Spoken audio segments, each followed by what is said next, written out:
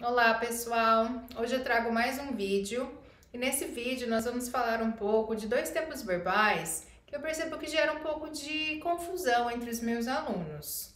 Então eu espero poder esclarecer um pouco como usar esses tempos verbais e antes de eu dizer quais são eles, vejam esses dois exemplos. I have been eating too much recently. E o meu próximo exemplo, somebody has eaten all my candy, the box is empty.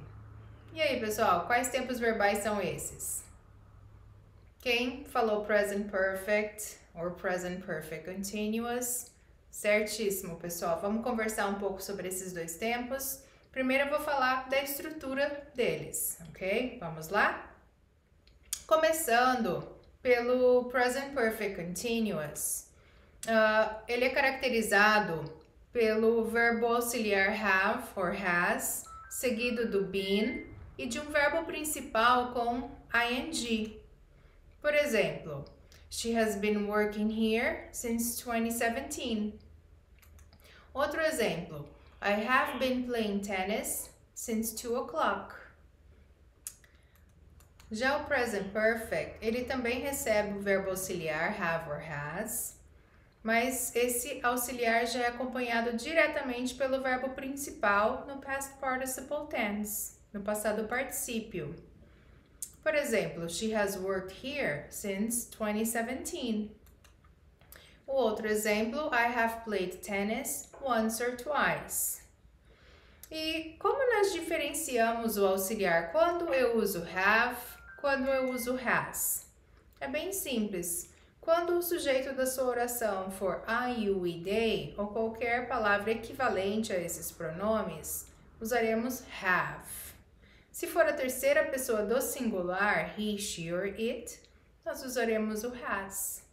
Agora, vamos falar um pouquinho das diferenças e semelhanças desses dois tempos verbais? Bom, vamos iniciar por uma semelhança.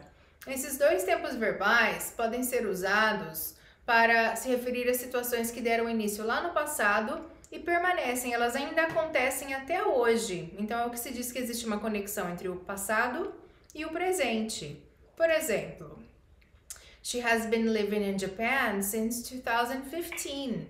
Ela vive no Japão desde 2015. Eu posso passar a mesma informação usando o present perfect. She has lived in Japan since 2015. Ou seja, ela se mudou para o Japão em 2015 e ela ainda reside lá até hoje. Então, eu posso usá-los de forma com o mesmo sentido nesse contexto. Nesse próximo slide, nós vamos falar um pouco do present perfect continuous. Nós usamos esse tempo verbal quando nos referimos a uma quantidade de tempo. Então, quando eu quero enfatizar a duração de um evento. Por exemplo, I have been working non-stop for hours. Eu estou trabalhando sem parar há horas. O outro exemplo, my daughter has been studying for several hours. Minha filha está estudando há várias horas. Então, nesses dois contextos, a ação ainda está ocorrendo e eu estou enfatizando o tempo de duração. Já o present perfect, ele é usado quando nós nos referimos a uma quantidade em geral que não seja tempo. Por exemplo, I have eaten 2 slices of cake. Eu comi 2 pedaços de bolo. O outro exemplo, he has drunk several cups of coffee. Ele tomou várias xícaras de café. Então, eu estou me referindo a quantidades em geral, present perfect. Ainda no present perfect, nós podemos usar esse tempo para nos referirmos a realizações pessoais, a experiências de vida e também indicar repetições, coisas que nós já fizemos mais de uma vez, né? Uma ou mais vezes. Por exemplo, I have been to Tokyo. Nesse caso, eu estive em Tóquio. Eu não menciono o tempo, eu simplesmente estou relatando que eu já fui lá. Então, eu uso o present perfect para indicar uma experiência de vida. I have been to Tokyo. Um outro exemplo, I have never traveled abroad. Então, está se referindo às minhas experiências pessoais. Eu ainda não passei por isso. So, Nesse contexto, eu posso usar o never antes do verbo principal. I have never traveled abroad. O meu exemplo final aqui para esse slide, my daughter has graduated from high school. My daughter, terceira pessoa, she, então eu uso has. My daughter has graduated from high school, que seria uma realização pessoal, né? Ela concluiu o ensino médio.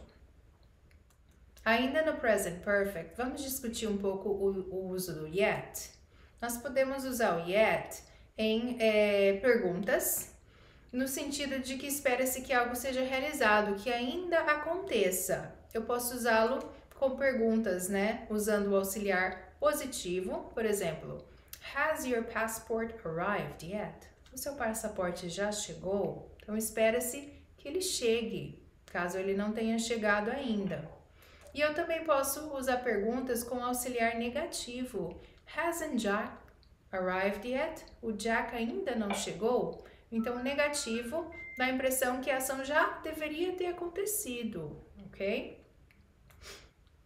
O yet em frases negativas, né? Nesse contexto, tomem cuidado, porque quando eu uso yet em frases negativas, dá a entender que ainda pode acontecer. Então, geralmente, eu não recomendo usar com contextos negativos, coisas ruins.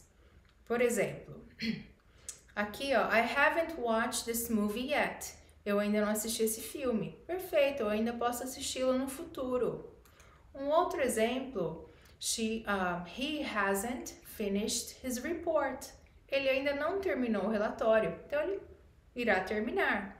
Mas eu não vou falar, por exemplo, I haven't crashed my car yet, I haven't broken my arm yet, né? Ainda não bati meu carro, ainda não quebrei meu braço, porque quando eu uso yet, dá a entender que pode acontecer, mas no sentido de que eu queira que aconteça.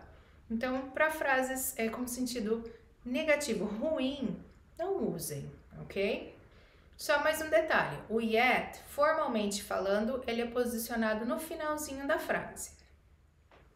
Agora, vamos falar um pouco do already em frases afirmativas. Quando eu uso o already, eu dou a entender que há uma surpresa, né, em relação a uma ação que aconteceu antes do esperado, no sentido que já aconteceu.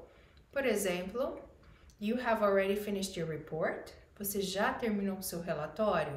Então, eu emprego o already antes do verbo principal. Jane has already left. A Jane já foi embora, então dá a ideia que ela foi embora antes do esperado. E como eu disse anteriormente, o already é sempre empregado em contextos formais antes do verbo principal. Então, has already left. Left é o nosso verbo principal. Aqui, have already finished. Finished é o nosso verbo principal. Vamos para o próximo slide.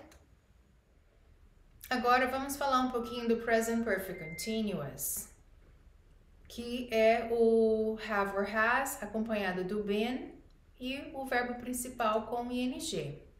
Aqui nós vamos usá-los para focar na ação, né? Focar na ação em si. Por exemplo, I have been reading the book you recommended. Então, eu estou lendo o livro que você recomendou. Dá a entender que I'm still reading the book. I haven't finished it, right? So, eu ainda estou fazendo a leitura, eu ainda não finalizei o livro. Por isso, eu uso Present Perfect Continuous, porque a ação em si ainda está em andamento. Não necessariamente naquele momento, mas ela ainda está ocorrendo. Já o Present Perfect, ele dá a entender nesse contexto que a ação está finalizada. Por exemplo, ele vai focar, né, no término da ação. Por exemplo, I have read the book you recommended. So, I have finished reading the book. Né? Eu já li o livro, eu li o livro que você recomendou. Já foi finalizado, então present perfect. Agora, voltando um pouquinho para o present perfect continuous, nós usamos esse tempo verbal para situações que não são permanentes, que de alguma forma elas acabaram mudando um pouco durante na minha rotina. Por exemplo, I have been walking to work. I'm trying to get some exercise. Então, eu estou caminhando até o trabalho, estou tentando me exercitar. Então, quando eu falo I have been walking to work, Dá a entender que antes eu não caminhava, eu usava outra forma, né, de transporte para chegar até o trabalho. Um outro exemplo, Jane has been acting strangely. A Jane tem agido de forma estranha. Então mostra uma coisa que provavelmente é provisória, não é permanente, é uma mudança no comportamento da Jane. Agora vamos falar um pouco da forma interrogativa desses dois tempos verbais. Independente do tempo verbal present perfect ou present perfect continuous, nós vamos mudar a ordem do sujeito e do auxiliar. Em perguntas, o verbo auxiliar é posicionado antes do sujeito. Por exemplo, have you been working out? Você tem malhado? Então, para qualquer uma dessas pessoas, lembrando que have you, have we, have they, e assim sucessivamente. A resposta para have you been working out? Yes, I have, or no, I haven't. Se for a terceira pessoa, nós usaremos o has. Has he, has she, has it. Has he left? Ele já foi embora? A resposta usando has or hasn't. Yes, he has. No, he hasn't. Ok? E agora para nossa dica final, não usem o present perfect continuous com verbos estáticos. Quais são esses verbos? Aqueles verbos que indicam uma emoção, um sentimento, que não são ações físicas. Por exemplo, to love, to like, to believe, to know, to understand, to want, to hate. Existem outros, esses são só alguns exemplos. Então, por exemplo, está errado se eu falar I have been knowing her for years. Knowing é um verbo estático, não recebe ing. O correto, I have known her for years. Eu a conheço há anos. I have known her for years. Outro exemplo, I have understood everything you said. Eu entendi tudo o que você disse. Espero que sim, mas caso tenham dúvidas, deixem nos comentários que eu respondo assim que possível. Eu gostaria de agradecer por vocês terem ficado comigo até o final do vídeo. Lembrando que eu adicionei à descrição do vídeo um link para que vocês possam colocar em prática o que foi trabalhado aqui nesse vídeo. Então façam a listinha de exercícios disponível no link, submetam e a correção já é automática, ela já vai direto para o e-mail de vocês.